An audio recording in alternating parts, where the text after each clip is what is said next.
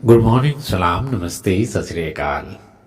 Navbharat times के विचार के आर्टिकलों में से एक बेहतरीन आर्टिकल आप लोगों के लिए चुन के निकाला है।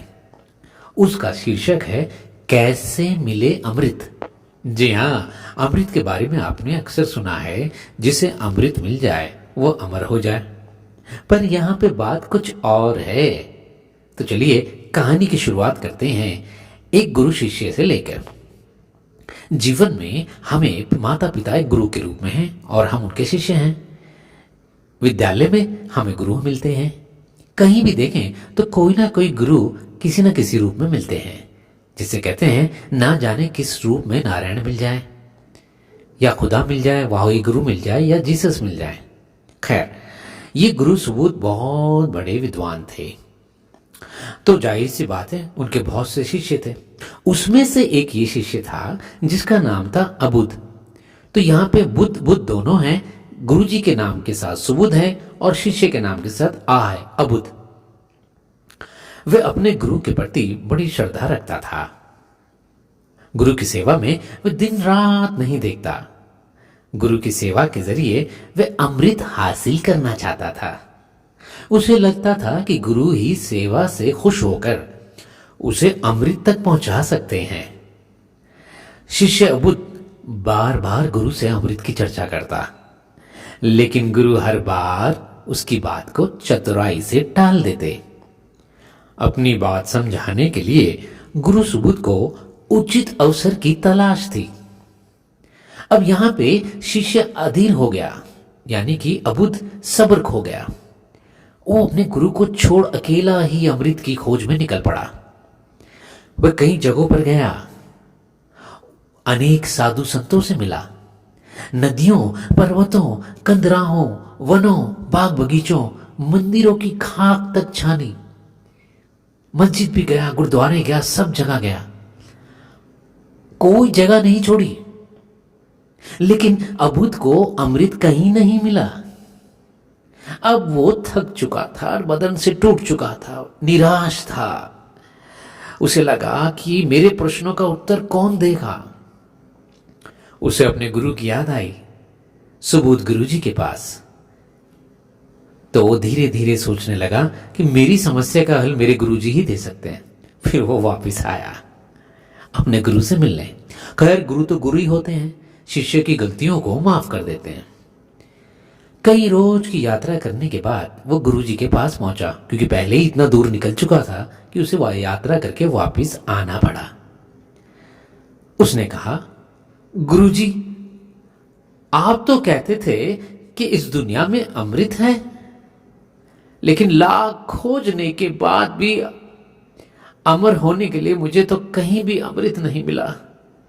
ये सुनकर गुरु सुबुध मुस्कुराए और बोले, शिष्य, तुमने धैर्य नहीं रखा, इसलिए तुम्हें भटकना पड़ा।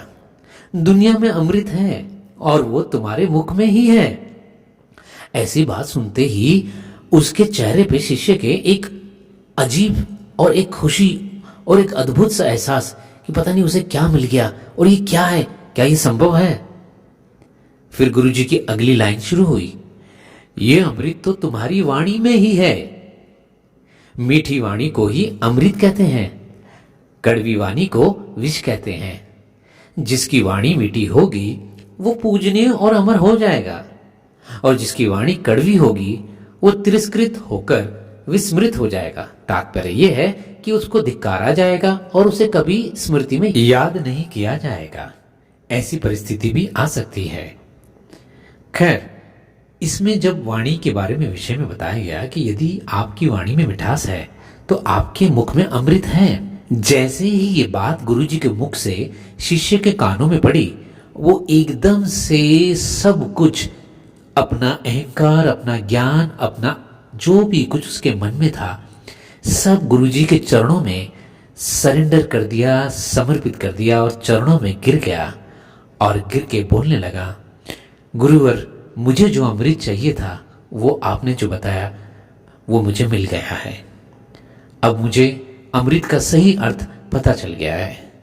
जीवन को लंबा जीना, अमृत पाकर वो इतना आवश्यक नहीं जितना कि आपकी वाणी के अंदर मधुरता आपको अमर बनाएगी। आपके रहने या रहने के बाद भी आपको लोग याद रखेंगे, तो आपकी वाणी में मधुरता की आवश्यकता है।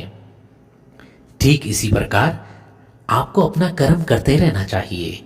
कभी ये नहीं सोचना चाहिए कि मुझे इसका फल मिले और मैं इसके लिए इंतजार करूं और इसीलिए मैं ये कार्य करूं।